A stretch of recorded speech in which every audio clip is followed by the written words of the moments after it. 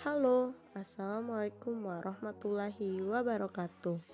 Apa kabar semuanya? Semoga kita selalu dalam lindungan Allah Subhanahu wa Ta'ala. Baiklah, langsung saja perkenalkan, nama saya Yuli Anggraini, NPM 50285 dari kelas 2B Prodi PGSD dalam mata kuliah Pendidikan Karakter yang diampu oleh Bapak Tio Gusti Satria, Magister Pendidikan.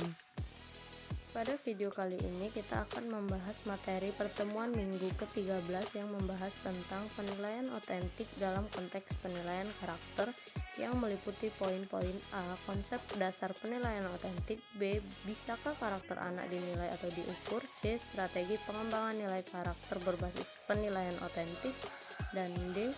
Mengembangkan model penilaian karakter berbasis penilaian otentik. Yuk kita bahas langsung. Poin pertama, konsep dasar penilaian otentik.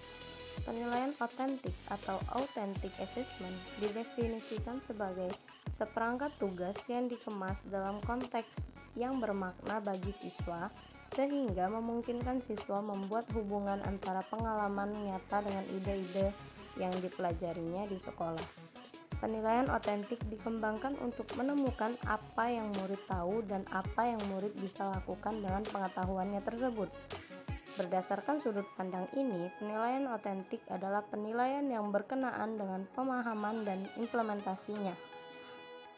Penilaian otentik sering pula disebut sebagai penilaian alternatif. Dikatakan demikian karena penilaian menggunakan beragam teknik penilaian yang bukan hanya tes, melainkan beragam teknik penilaian non-tes, seperti penilaian proyek, produk, performa, dan penilaian portofolio. Poin B. Bisakah karakter anak dinilai atau diukur? Karakter anak dapat diukur dengan melihat proses biologis, proses kognitif, dan proses sosial yang terjadi pada masa pertumbuhan dan perkembangan. Dengan adanya perubahan tersebut, maka akan membentuk karakter anak yang berbeda-beda. Dalam pengukurannya, kita dapat mengetahui sudah sejauh mana anak tersebut mengalami perubahan, sehingga kita dapat menilai karakter tersebut. Kita ketahui bahwa setiap anak mengalami perkembangan sebagai suatu proses yang teratur. Bagaimanapun, setiap anak dalam menjalani hidupnya dilengkapi dengan pembawaannya yang unik serta pengalaman yang bersifat pribadi yang dilalui dengan kecepatan tersendiri. Dengan demikian, dapat disimpulkan bahwa karakter anak dapat dinilai atau diukur. Poin selanjutnya, strategi pengembangan penilaian karakter berbasis penilaian otentik.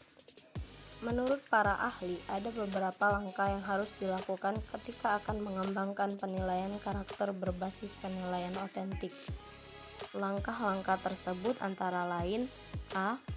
Penentuan standar. Langkah pertama yang harus dilakukan dalam mengembangkan penilaian otentik adalah menetapkan standar yang akan diukur.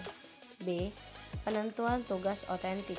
Dalam pandangan Muller atau Nurgianoro pada tahun 2019, tugas otentik adalah tugas yang secara nyata dibebankan kepada siswa untuk mengukur pencapaian kompetensi yang dibelajarkan. C. Pembuatan kriteria. Kriteria merupakan indikator-indikator yang memspesifikasikan tugas otentik yang akan dinilai sehingga menjadi jelas dan terukur. D. Pembuatan rubrik. Rubrik merupakan alat skala yang digunakan untuk mengukur tinggi rendahnya capaian siswa.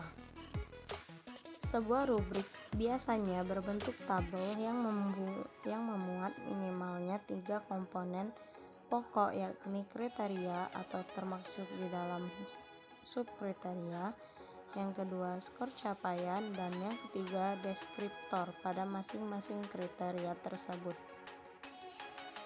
Sampailah di poin terakhir, yaitu mengembangkan model penilaian karakter berbasis penilaian otentik.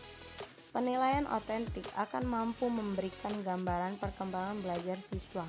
Penilaian otentik ini akan membawa pengaruh positif bagi berlangsungnya pembentukan karakter peserta didik.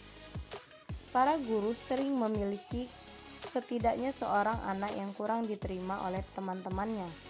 Strategi-strategi membangun komunitas yang telah kita diskusikan sebelumnya dapat membantu untuk menyatukan anak yang dijauhi tersebut.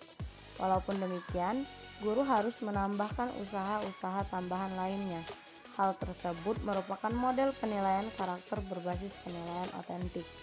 Model pendidikan karakter dilakukan melalui 3 modus, di antaranya A. Melalui penguatan pendidikan karakter, B. Mengoptimalkan bimbingan layanan konseling, dan yang terakhir menyelenggarakan sosialisasi, pengamatan, study tour, perkemahan yang mengarahkan siswa berkarakter baik.